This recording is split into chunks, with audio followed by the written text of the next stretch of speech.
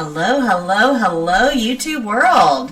It's Miss Patty with 4YourCNA, and we are here with our live twice a month CNA practice test game show where you guys can answer questions and compete to win prizes for just showing your knowledge. So we'll give everybody just a few moments to come in. And when you come in, just give me a quick hi in the chat so we know you're here. And let's see here. Good. Hello. Hello, hello. All right, looks like we are live. Okay, for those of you that didn't hear my intro, hi, I'm Miss Patty with 4YourCNA, and we have a practice test game show brought to you live twice a month on the first and the third Tuesday of every month, where we go over 15 practice test questions. These are questions that are very similar to what you would see on the state exam, and you have an opportunity to answer those questions and compete for prizes. So when you guys come in, give me a quick hi in the chat. Let me know that you're here, and I'll show you the prizes that you guys can win. Hold on, I just got to get them out here. All right. Well, unfortunately. So first place, we'll get the card game. This is the CNA Principles card game. We sell these on our website. It's a really fun rummy style card game. But first place will receive a free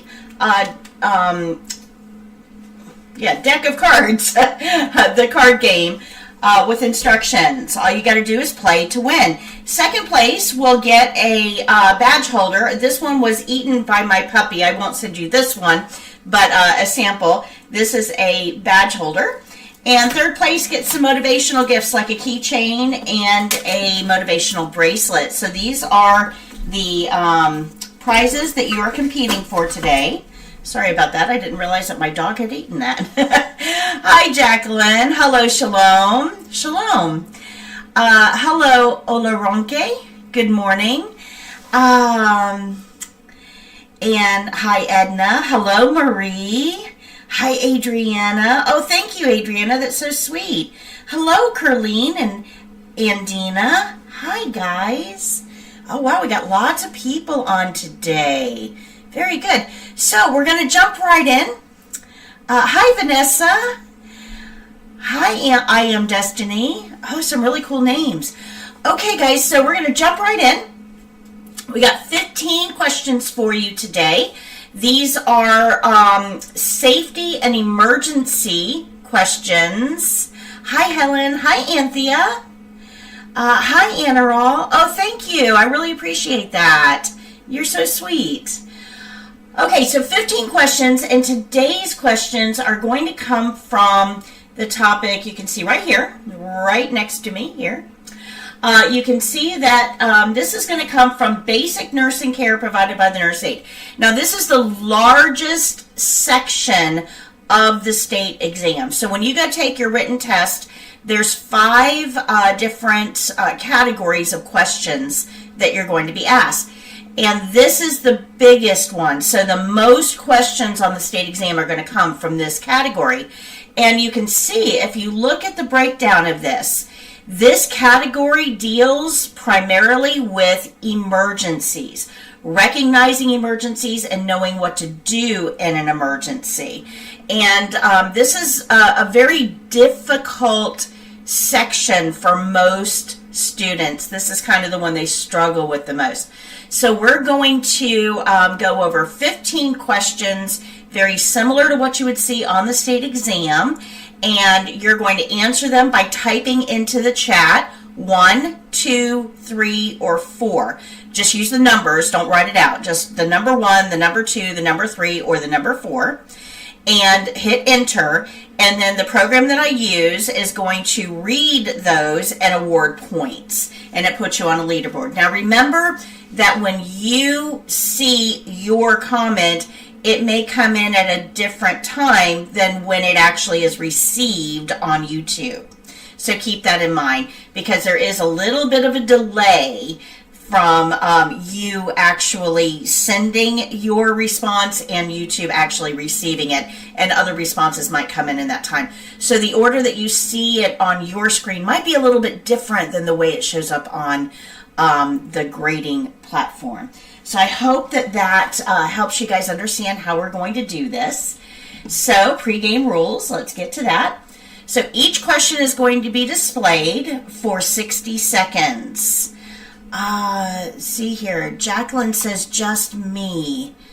Am I missing something? Can you guys hear me? If you can hear me, give me a thumbs up or let me know. If you guys can hear me, everybody hear me? Yes, okay, good. Yeah, it looked like a lot of people, websites down. Okay, all right. So everybody's back in. Yeah, it looks like maybe there was a glitch. I think we dropped for a second. I'm sorry, guys. We'll give everybody just a couple more seconds to get in. We'll give everybody a couple seconds before we get started. Let's get those glitches out of the way before we get started. All right. So everybody good? Ready to get started? Okay, when I read the question, it's going to show up on your screen.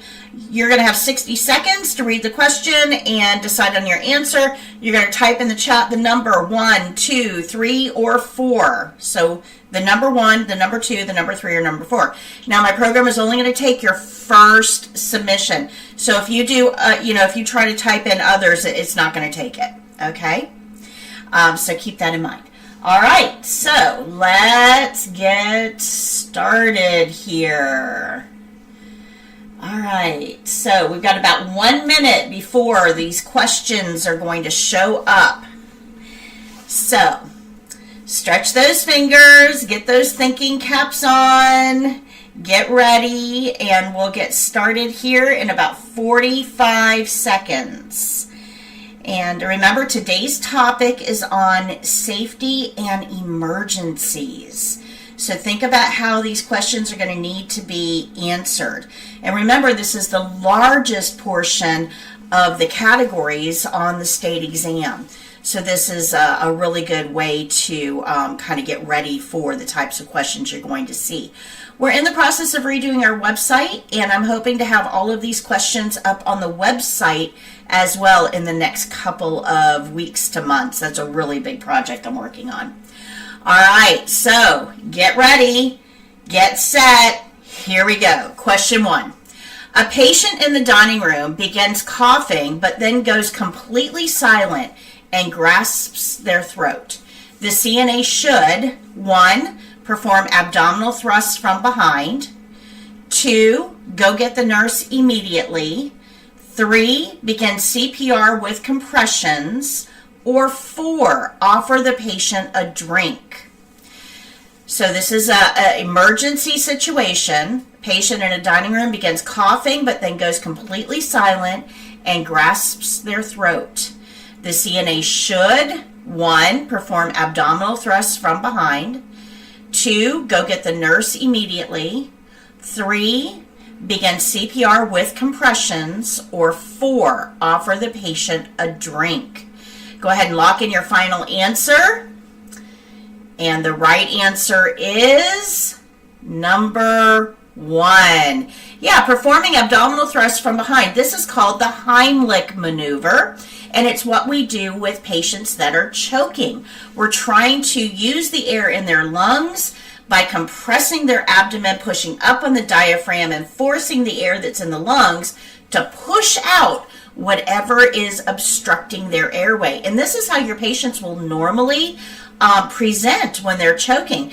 They may start coughing at first, and then when you start coughing a lot, your reflex is to try to get air in, right? Try to suck air in. And when you do that, you can actually cause whatever's in the airway to be lodged, and now we're choking. So Anaral came in first on that one, followed by Jacqueline, Chin, and Hero Runner. Please remember, I did forget to tell you this, please remember that we can only send prizes to people in the U.S., so keep that in mind. Number 2, a patient complains of chest pain after eating a spicy lunch. The CNA should, 1, offer an antacid for their indigestion. 2, change the diet to bland. 3, take vital signs and send a coworker to notify the nurse. Or 4, help the patient lie down and loosen clothing.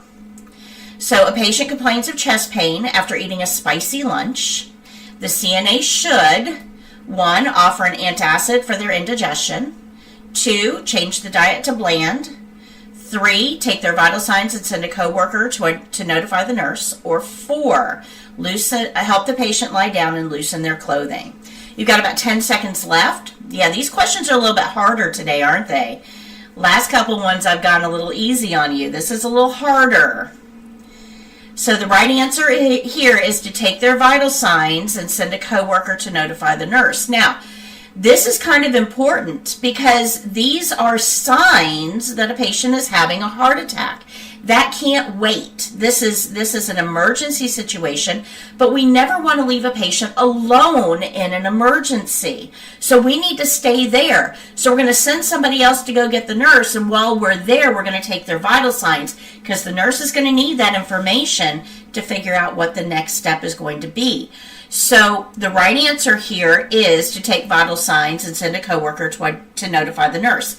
Now, those of you that put 4, that is correct, but it's not the most correct answer. So, yeah, that can be a little tricky, right? So Jacqueline came in first on that one, followed by Sharon, Shalom, and Olaronke. So good job, guys. Good job. Moving on to question number 3. A patient is lying on the floor when you enter the room. Your first action is to, 1, look for signs of injury. 2, look for a pulse and signs of breathing. 3, notify the nurse. Or 4, place a pillow under their head. So a patient is lying on the floor when you enter the room. Your first action is to, 1, look for signs of injury. 2, look for a pulse and signs of breathing. 3, notify the nurse. Or 4, place a pillow under their head. Go ahead and lock in your final answers.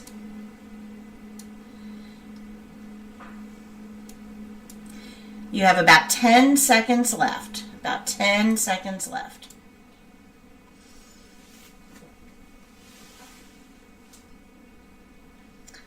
All right, the right answer here is to look for a pulse and signs of breathing. Now, you guys were all mixed on these answers. Not a lot of consistency here. What we have to remember when we have an emergency is we have to evaluate if it's life-threatening. Because if it's life-threatening, that requires immediate intervention. So we always, when there's an emergency, need to figure out what we're working with. Does this patient need CPR? So the first thing we're going to do is look for a pulse and signs of breathing. If we know that the patient is alive, then we can look for signs of injury, place a pillow under their head, and notify the nurse. Those are all correct, but none of that matters if we need to start CPR. So Shalom came in first on that one, followed by Sharon, Chen, Olaronke, and Hero Runner. So good job. Yeah, that was a little bit tricky, wasn't it? Because all of the answers are right, and it's asking what we need to do first.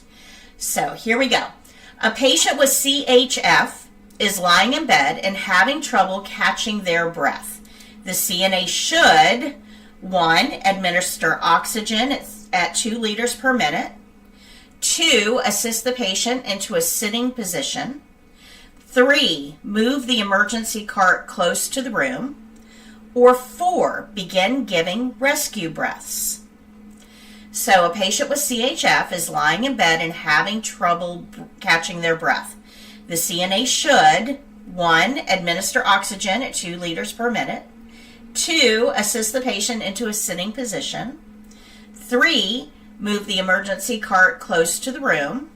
Or 4, begin giving rescue breaths. So go ahead and lock in your final answer. You've got about 5 seconds left. Yeah, you guys did good on this one.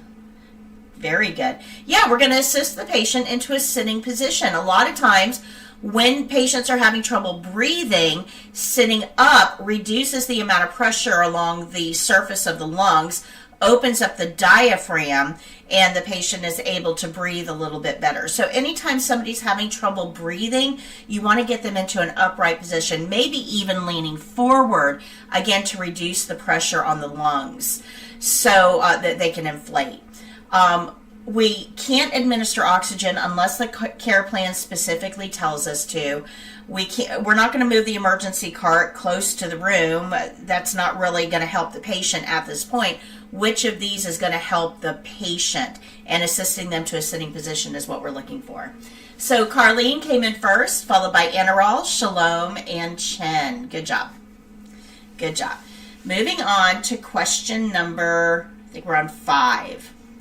You are assisting a patient to walk when the patient states that they are weak and dizzy and begins to stumble.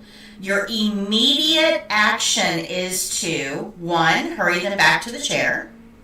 2, run and get a wheelchair quickly. 3, put a gait belt on in case they fall. Or 4, help them sit on the floor. So you're assisting a patient to walk when the patient states that they are weak and dizzy and begins to stumble. Your immediate action is to, 1, hurry them back to the chair. 2, run and get a wheelchair quickly. 3, put a gait belt on in case they fall.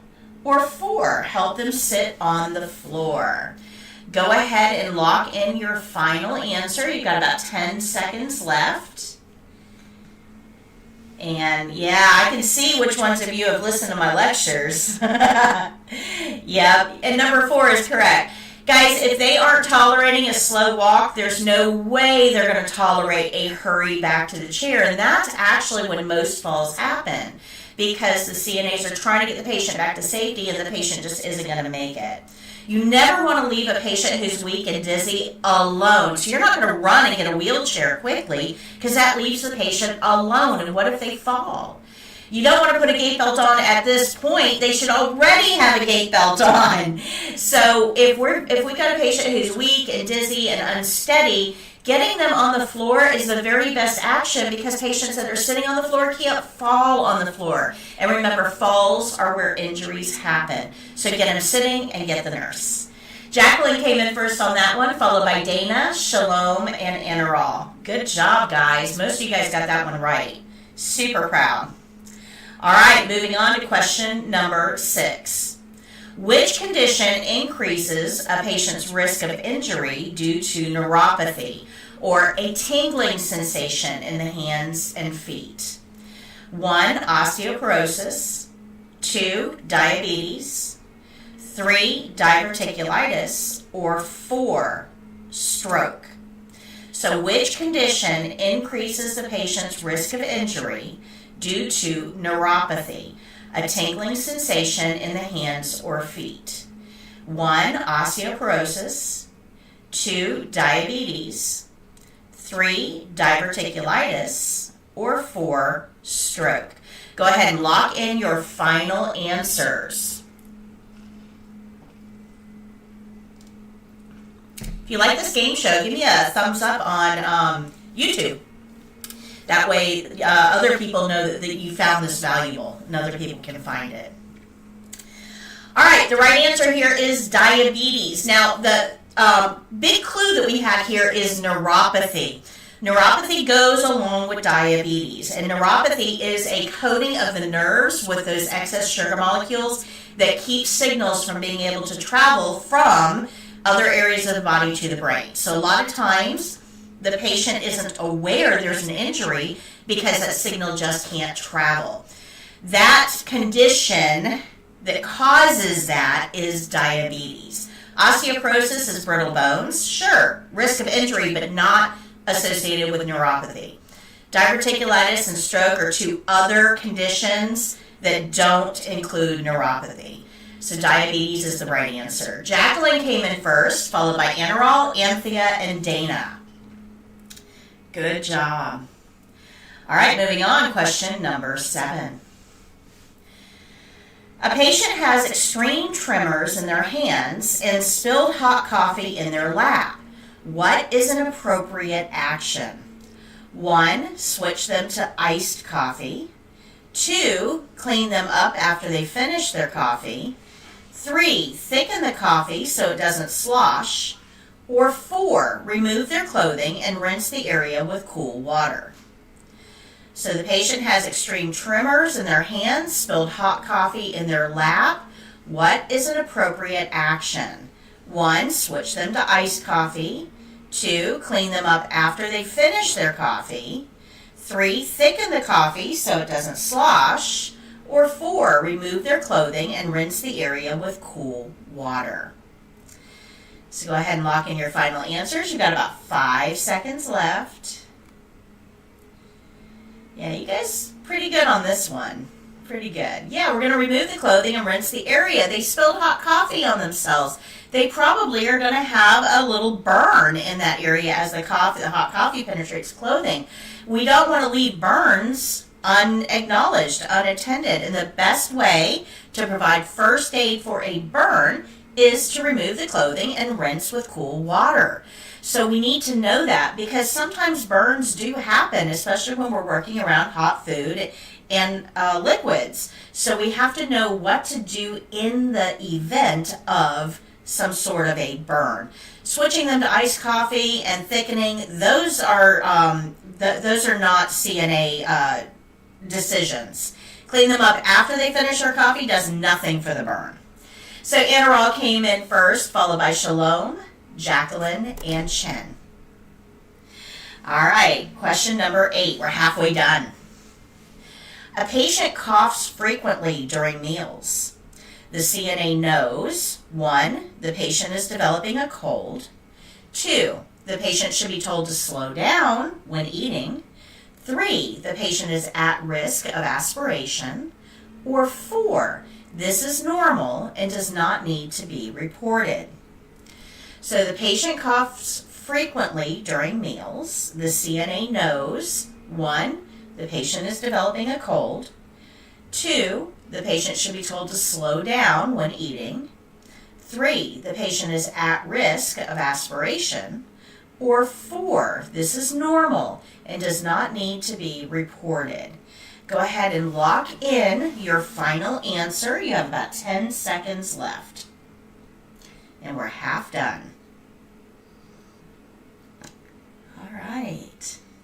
The right answer here is 3. The patient is at risk of aspiration. Absolutely. The first sign of a difficulty swallowing or a risk of choking is coughing during eating. Because a lot of times the esophagus, the tube that the food goes down, it's a muscle, and over time with age, sometimes that muscle becomes weaker and things don't move down it the way it should. So that leads to swallowing difficulties, which can move fluid and food to the trachea or breathing tube. And that, when food and fluid goes down the breathing tube, is called aspiration. So this question is checking, do you know what aspiration is? So Anarol came in first, followed by Jacqueline, Olaronke, and Helen. Good job. Moving on to question number 9. To reduce the risk of falls at the end of every skill, CNAs must ensure that 1, all 4 side rails are up at all times. 2, the call light is within reach and answered quickly. 3, the patient is out of bed unless sleeping. Or 4, the head of the bed remains flat. So to reduce the risk of falls at the end of every skill, the CNA must ensure that 1, all 4 side rails are up at all times. 2, the call light is within reach and answered quickly. 3, the patient is out of bed unless sleeping. Or 4, the head of the bed remains flat. Go ahead and lock in your final answers. You've got about 5 seconds left. Now, you guys are kind of all over the place on this one. Let's see what the right answer is here. Yeah, call lights, absolutely. And call lights are a really big part of preventing emergencies. and ensuring safety. So making sure that call light is in reach and the patient knows how to use it will enable them to call for help. Otherwise, they're going to try to get out of bed on their own, and if they're weak or unsteady, they could be a fall risk. We can't use side rails without a doctor's order. So number 1 is not correct. Number 3, again, it's going to depend on the care plan and the patient themselves. Same thing with 4. Those are all care plan issues. As CNAs, our job is to make sure the patient has a call light for every single skill, all the time. Anna came in first on that one, followed by Jacqueline, Dana, and Chiefs. Vanessa. Okay, we're going to move on to number 10. Which of the following actions helps prevent falls and injuries for ambulatory patients? 1, put shoes on the patient. 2, make sure the slipper socks are clean. 3, use a chair alarm at all times for all patients. Or 4, use a camera to monitor their movements. So which of the following actions helps prevent falls and injuries for ambulatory patients? 1, put shoes on the patient. 2, make sure the slipper socks are clean. 3, use a chair alarm at all times for all patients.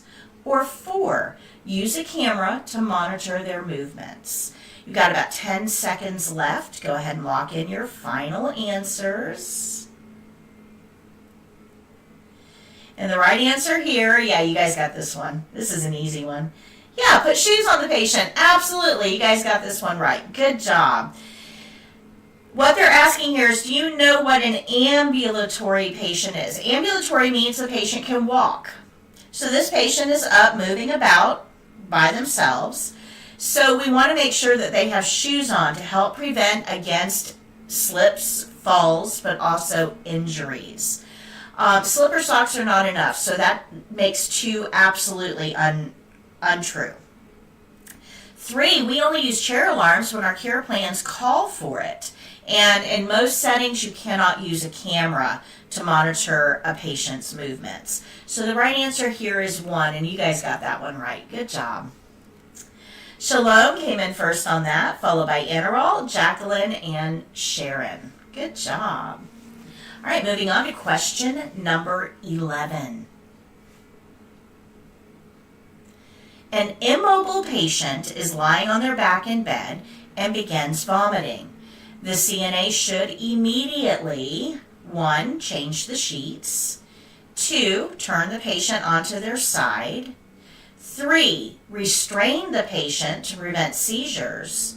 Or 4, stop any tube feedings. So an immobile patient is lying on their back in bed and begins vomiting. The CNA should immediately, 1, change the sheets. 2, turn the patient onto their side. 3, restrain the patient to prevent seizures. Or 4, stop any tube feedings. Go ahead and lock in your final answer. You've got about 10 seconds left. All right, the right answer here, yeah, most of you guys got this one right. Good job, good job. The right answer is to turn the patient onto their side. Now, this is super important because of aspiration. If your patient is laying on their back and vomiting, they could breathe that emesis back into their lungs, and now we have an aspiration risk. So to prevent that, you want to turn them on their side so that the vomit or emesis drains out of their mouth. Now, certainly changing the sheets is going to be important, but that's going to come later. We don't restrain the patient to prevent seizures. That has nothing to do with the situation at hand. And CNAs do not stop tube feedings unless specifically instructed by the nurse. So the right thing to do here is to turn the patient on their side to prevent aspiration. So Anna came in first on that one, followed by Jacqueline, Dana, and Sharon. Good job. I thought that one was going to be a little trickier for you. You guys did good. All right, question 12. Which of the following is not a sign of potential CVA, or cerebral vascular accident, also known as a stroke? So which of the following is not a sign of a potential stroke? 1, facial drooping on one side. 2, speaking incoherently. 3, uncontrolled body motions like a flapping arm. Or 4, sudden severe pain. Which of the following is not a sign of a potential stroke? Facial drooping on one side, speaking incoherently, uncontrolled body motions, or sudden severe pain. Go ahead and lock in your final answer. You've got about 10 seconds left. So this is gauging whether you understand what the signs of a stroke might be. And 4 is correct. Sudden severe pain is not a sign of a stroke. Sudden severe pain, usually people with strokes don't have pain.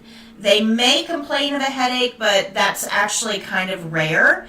Most of the time we're going to see these other symptoms first, such as facial drooping on one side, uncontrolled body movements, and speaking incoherently.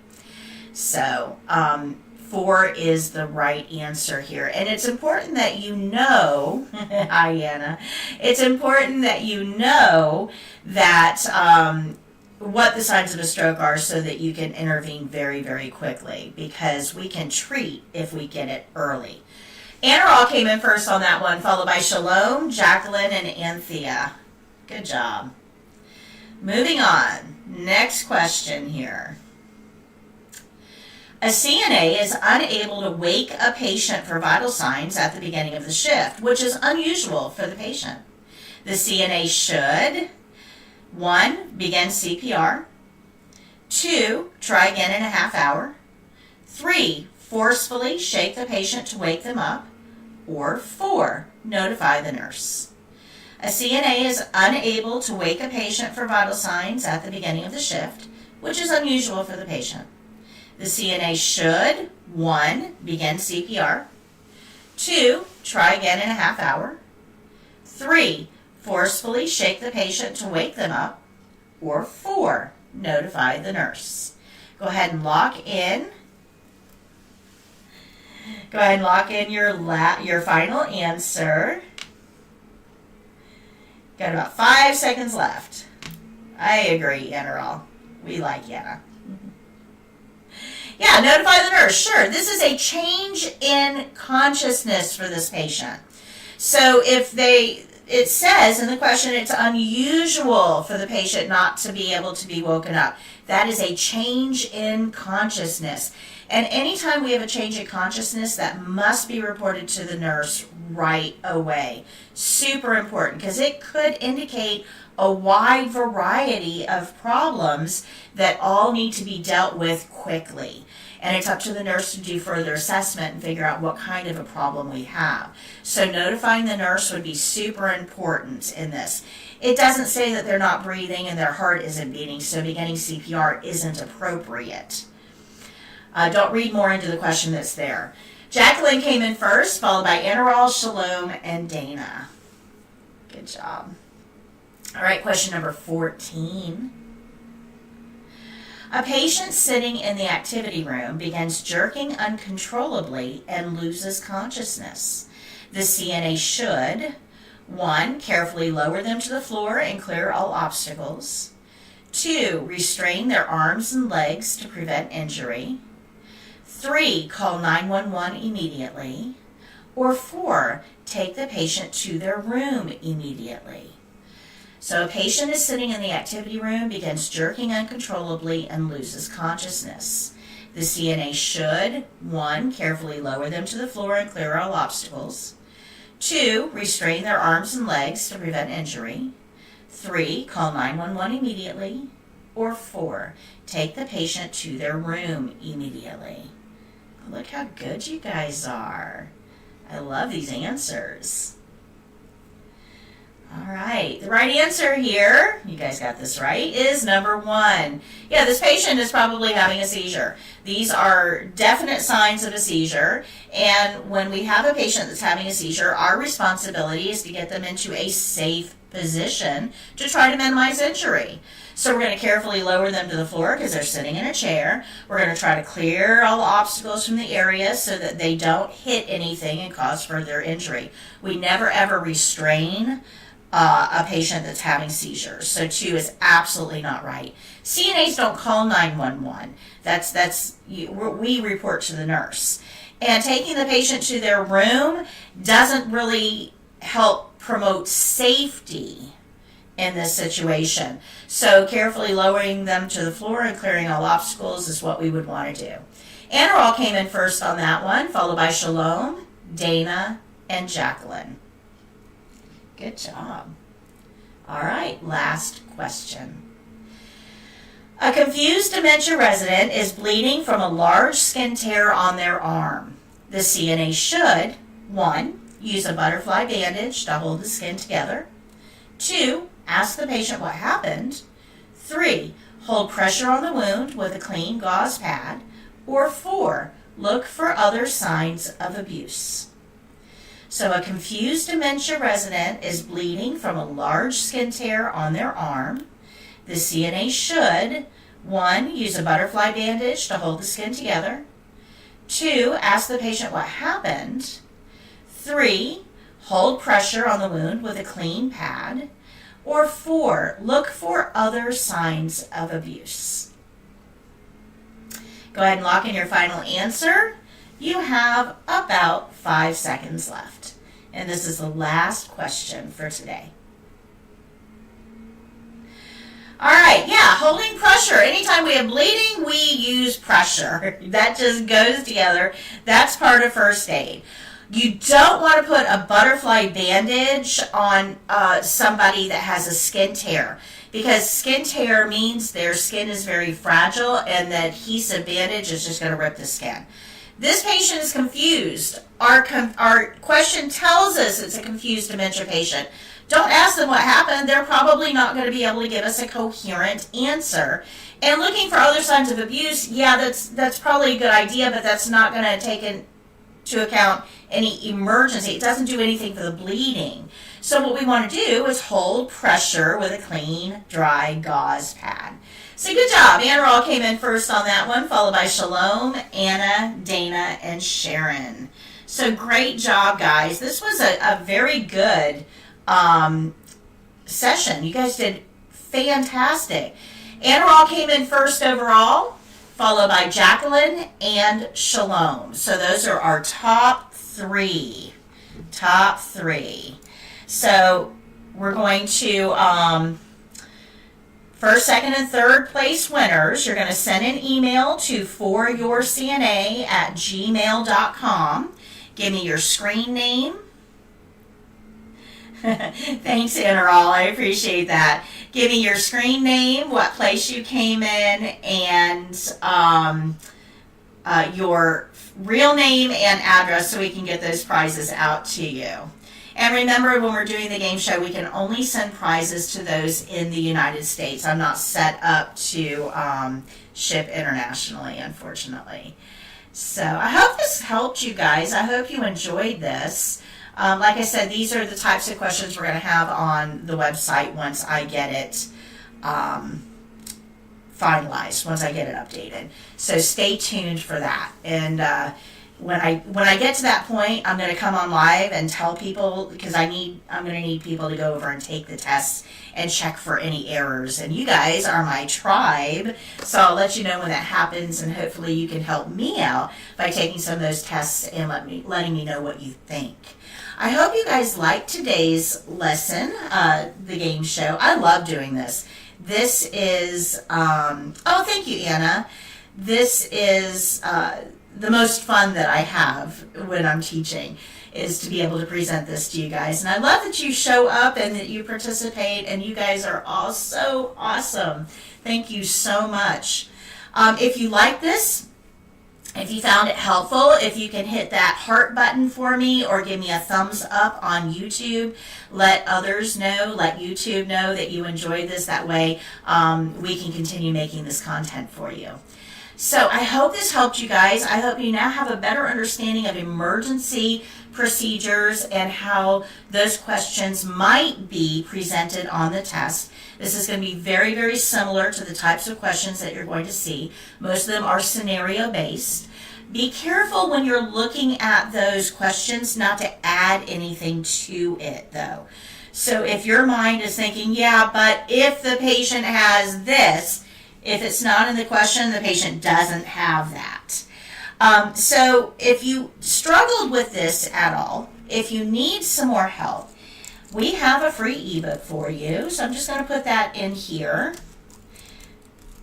We have a free ebook. It's free. So if you go to 4YourCNA.com/ebook, and it's just your name and your email address, sign up, and we'll send you that free ebook, and that will help you understand the types of questions that are going to be asked on the state exam, how those questions are going to be formatted, and how to look at each answer critically to figure out what the right one is. So if you struggled at all today, that ebook might be helpful, and again, it's free. So feel free to go take advantage of that. So I'm going to go ahead and sign off for today. Thank you so much for joining me, guys. I truly love the time that we spend together. And I will see you in 2 weeks for another episode of the CNA Practice Test Game Show. Tell all your friends, and let's get some more people in. So until next time, guys, happy caregiving.